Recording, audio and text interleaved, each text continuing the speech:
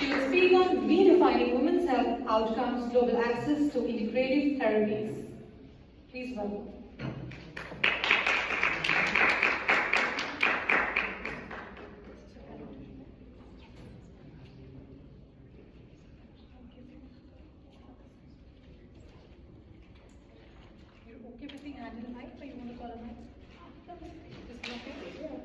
Hi everybody who I haven't met personally just yet.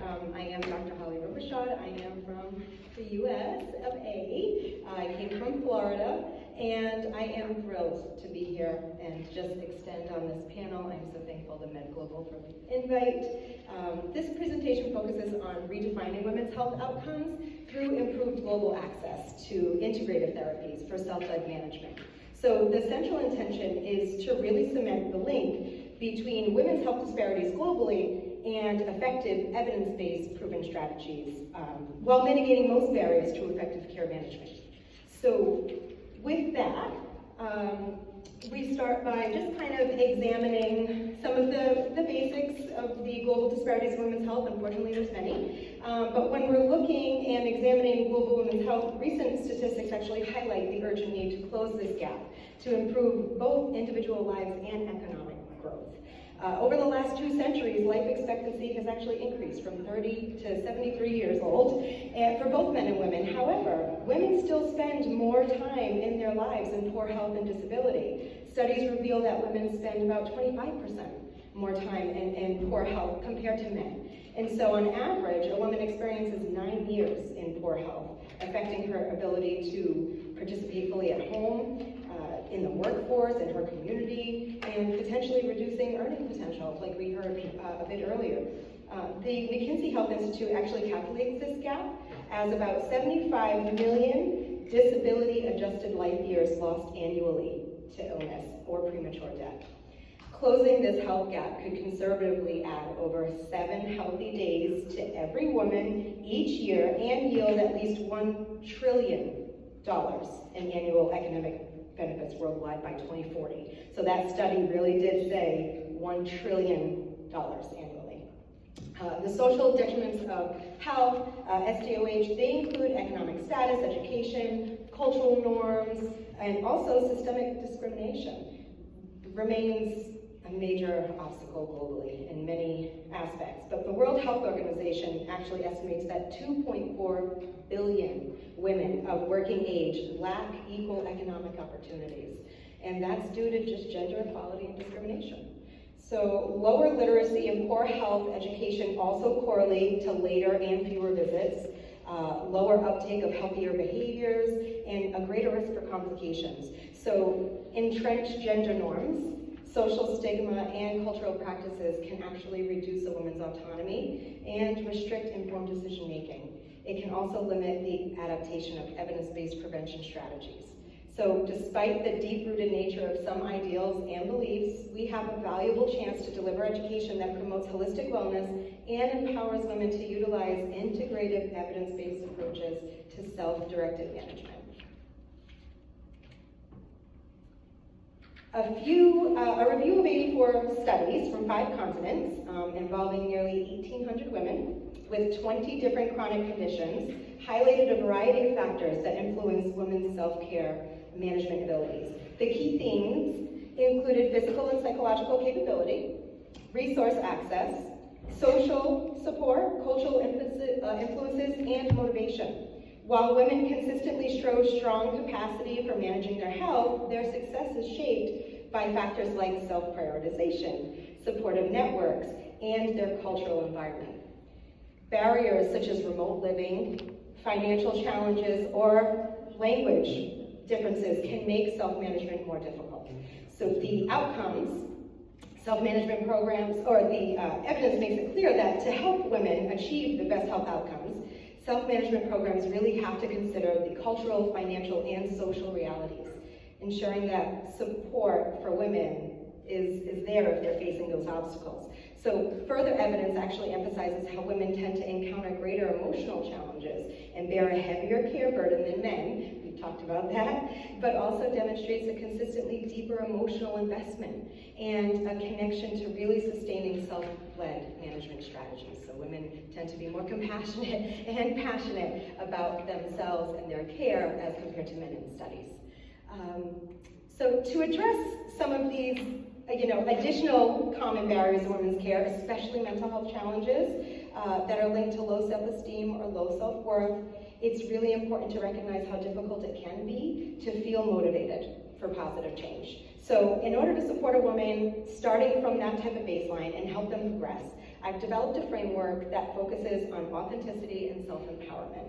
So this guide is designed to strengthen self-esteem and self-worth that can empower women to confidently take charge of their own care and their self-management journey. So Satnam is a sacred mantra in Sikha Kundalini Yoga, and it actually translates to truth is my identity, or truth is my name. The word Sat means truth, while Nam means or signifies name or identity. So Satnam conveys the affirmation, I am truth. And so embracing and affirming this inner truth is a powerful path to genuine self-empowerment. So this concept can be challenging for many people, but it becomes achievable with a clear intention to embrace authenticity, to deepen self-awareness, and to really form meaningful connections with others. By practicing with focus and awareness, anyone can cultivate Satnam and bring this truth into their daily life.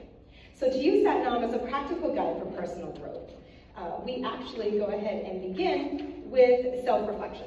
So taking the time to consider your self-awareness and situational awareness. Are you attuned to your own needs and the expectation of others? Developing this type of insight creates a foundation of letting go of old perspectives and adapting beliefs to meet your current needs. So with regular practice, these mindful actions can really become more natural. Understanding your internal state, especially in relation to external situations, is how you can really help take more authentic, purposeful steps in your journey. So when you focus on Nam, the goal is to create a space to distinguish between genuine needs and passing desires. So when you ask yourself, is this truly essential? Or is this something that I can compromise on? Does this really align with my current needs and desires? Clarifying your motivations in that way really strengthens the intentional approach, and it can add meaningful, mindfulness to your choices, really making it easier to prioritize self-management and strategies that will maintain that steady momentum in your self-care journey. Here we go. Oh, no, double action, sorry. So when it comes to women's care and self-led management, extensive research demonstrates that women possess a strong capacity for managing chronic health conditions independently, and often notable resilience, ingenuity, and determination to enhance their health, despite considerable social, economic, and cultural obstacles. So the access across various environments and diagnoses, women consistently exhibit really that proactive self-care, that diligent system tracking, or adaptability in making health-promoting changes, and within pretty difficult contexts. So when they're supported with targeted resources, educational opportunities, and active engagement from healthcare professionals, women really thrive in managing their health and maintaining lasting improvements. This highlights the importance of healthcare programs in elevating women's autonomy, their strengths, and their leadership in their healthcare journeys. So providing education on evidence-based integrative, complementary, and alternative therapies empower women to achieve the improved healthcare outcomes demonstrated by research. So these approaches can be practiced reliably and effectively, regardless of financial, physical, or geographic limitations. Current data supports the effectiveness of these strategies in producing positive results.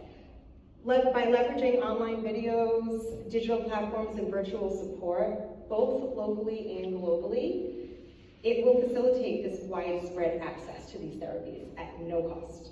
By prioritizing patient knowledge and expanding educational outreach, women can be successfully guided to adapt holistic modalities. They can promote well-being for themselves and their families. To further explore these therapies, I'll provide a little bit of an overview of their influence and overall health and well-being. Silvo therapy is also called forest therapy or forest bathing, And it involves immersing oneself in a natural environment of the forest. When access to a forest is limited, you can create a designated natural space in your home that creates similar benefits. So the research actually shows that silvotherapy helps reduce stress, it lowers blood pressure, it improves mood, boosts immune function. Trees actually emit phytoncides and terpenes. And that is a naturally occurring compound that is sensed and can stimulate neurotransmitters like serotonin and dopamine. Even brief contact with trees or quietly sitting among indoor plants can enhance awareness and foster relaxation to support physical, mental, and emotional well-being. When it comes to hypnotherapy, we're really talking about self-hypnosis techniques, and those offer several important benefits for holistic health. It can help reduce stress and anxiety, but it supports deeper relaxation and improve overall sleep quality. Practicing self-hypnosis regularly has been shown to aid in pain management. It enhances mental clarity and focus, and supports behavior change in a positive way. When we enhance this and really encourage this, they can gain more mental clarity, more focus. It's very helpful when you talk about women's care in perimenopause or hormonal implications where we tend to feel imbalanced and start to question our mental clarity and focus. Maybe some of that fog is coming in. And so additionally, this technique really promotes self-confidence and self-awareness, which empowers the individual to continue with their goals independently. They can really take control of that. When it comes to sound therapy, it uses specific frequencies and vibrations to support hormonal balance when it comes to women, reduces stress, and it enhances reproductive health. So by positively affecting the autonomic nervous system, it can regulate menstrual cycles and relieve menstrual pain. So studies have actually found that sound therapy also eases symptoms experienced during menopause and perimenopause. It improves mood, it can support emotional stability, it can reduce feelings of depression and anxiety, it can also reduce fatigue. The best thing is that it actually lowers cortisol levels, and thereby decreasing stress and anxiety and promoting better sleep and relaxation. When it comes to visualization, it is a very powerful technique that uses guided imagery to help women imagine positive outcomes, healing, or meaningful change, tapping into the mind's ability to really influence physical health. Evidence shows that this practice lowers cortisol, it regulates hormones, it supports emotional balance, manages pain, and boosts sleep and energy. Visualization further enhances mindful awareness, it can build coping skills for life transitions, and it stands out for its role in accelerating recovery from illness, surgery, or injury. Research has also linked visualization to improved immunity and ongoing recovery support. For breathing techniques, they're commonly used to support emotional balance and reduce stress and anxiety because they lower cortisol levels. They also regulate hormones as well. For women, these practices offer added benefits such as improving pelvic floor and core stability, aiding in the management of urinary incontinence, enhancing posture. Breathing exercises actually can help relieve chronic pain as well. It promotes deeper relaxation, eases tension and muscle tightness, and can increase your energy. Meditation, we kind of know pretty globally that that's very beneficial, but it's well recognized for its significant role in supporting overall health. For women, though, it can really help relieve chronic pain associated with conditions like endometriosis, fibromyalgia, or menstrual cramps. In addition to the benefits that were already mentioned, such as reduced blood pressure, heart rate, cortisol, improved sleep, and better concentration, meditation also cultivates self-compassion, a positive body image, a mindful relationship with one's body. And so this sense of empowerment, while not easily quantified, it is evident in how meditation and similar practices help women achieve a positive, self-directed healthcare, focus and produce really positive outcomes with all the statistics that support this.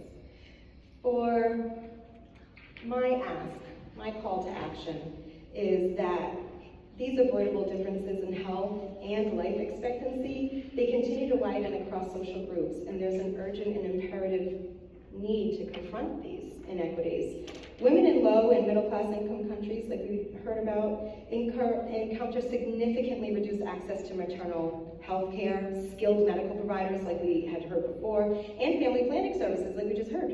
A situation that's driven by geographic, economic, and educational barriers. Implementing solutions that really effectively address these primary barriers worldwide would be such an amazing way to meaningfully enhance a woman's ability to engage in self-care, to utilize health services, and to really achieve overall well-being. So with that being said, I want to thank you for your thoughtful attention throughout this presentation. I welcome your questions and insights and invite you to continue this conversation, whether it's here or in future collaborations. Let's work together to advance solutions in women's health and share ideas for making a lasting impact globally. Thank you.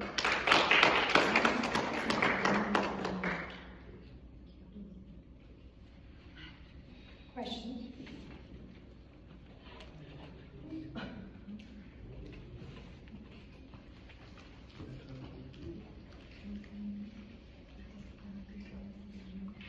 That was a fantastic presentation. Really enjoyed it.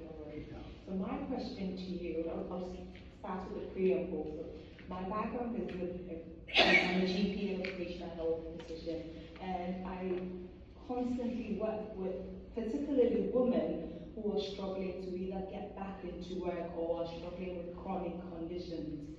In my clinical practice as a GP, I've recently been bold enough to tell some of my patients that, especially people with fibromyalgia or other chronic autoimmune disorders, that, hey, how about we try things like mindfulness, self-care, meditations, and not the usual, beyond the pills, I call them. So a form of social prescribing, that is what we call it in the UK.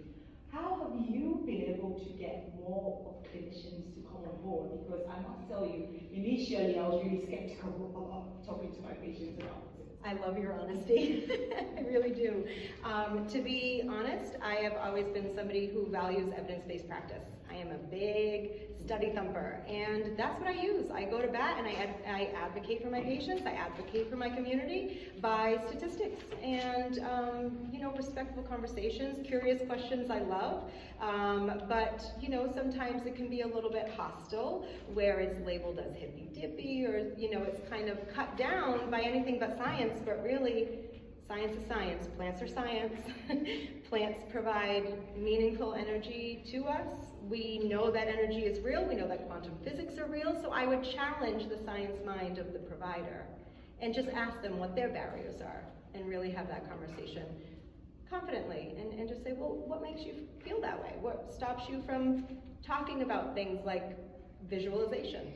Many practices, religious, cultural, otherwise, practice visualization very seriously, and there's been amazing studies to support shrinking tumors and all kinds of amazing outcomes that happen that are tangible, they're recordable, they're objective, and they're in the science books. So that's what I would go to. I would try to stay away from the view that this is optional, where we're really pushing the envelope saying self-care is necessary. And I think that's what a lot of us have been saying today, so really reshaping that conversation first.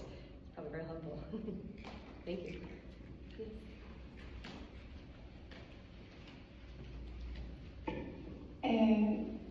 Also, I have to say also second opinion that you have a very fantastic presentation.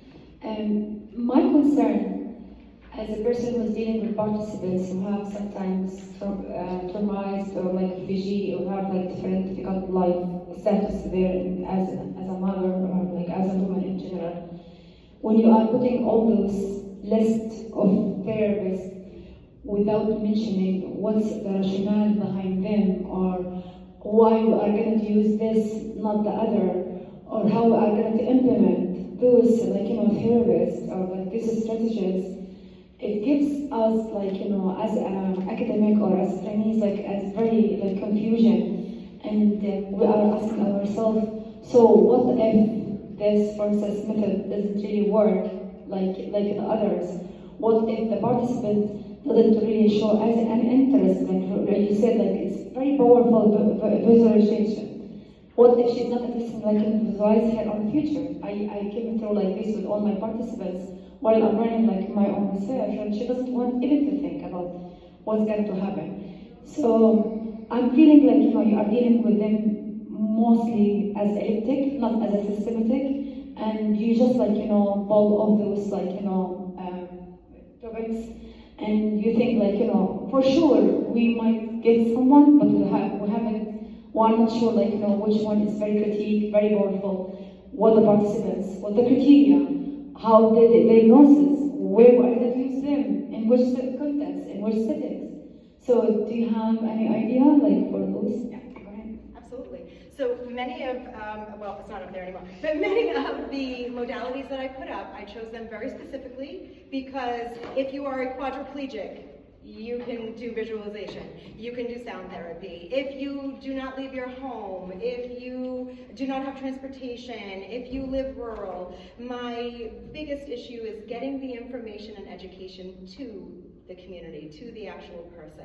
My goal would be to provide them the things that are absolutely no cost. They are not offensive, there's no risk to them at all. So even if we go on the premise that, well, what if it doesn't work? Well, what if it does? What if it does? So I would continue to flip the positive thinking. I understand trauma, I understand PTSD. The importance of positive thinking in those roles is amazing. When you could try to flip somebody's perspective. And it can take just a second to shift completely out of an old thought into a new belief. Yeah. And so that is something that I would remain respectful and open about.